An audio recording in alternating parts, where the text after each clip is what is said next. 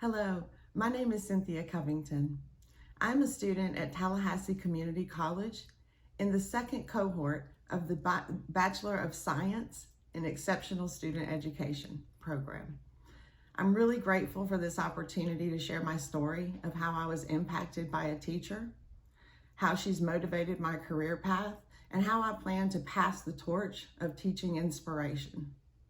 For me, it's a trip down memory lane, so come along.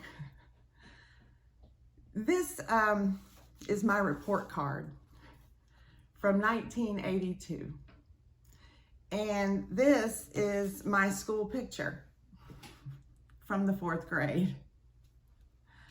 The Pink Panther, behind this Pink Panther iron-on t-shirt and those disproportionate teeth was a gifted student who had a volatile childhood. It was easy to please my teachers back then because they only wanted obedience and effort. So winning Miss Mathis over was easier for me than most. Mrs. Mathis was a very well put together lady who wore very fitted dresses with thin belts, pantyhose, and low heels. I remember her heels clip-clopping down the hall. She commanded our respect and expected our very best. She would tap a ruler on the desk, look down her nose, past her glasses directly into the individual offender. I always appreciated, though, her strict standards and her adherence to the rules. Miss Mathis taught us how to use the dictionary. And she taught it so well that even now, her voice echoes in my head when I see the symbols of a sound spelling. I can hear her, "It's called a schwa." She would insist that. But Miss Mathis also revealed a very tender side one day when she pulled me and my two best friends aside to really gently explain why it wasn't appropriate for us to walk around school pretending to be pregnant.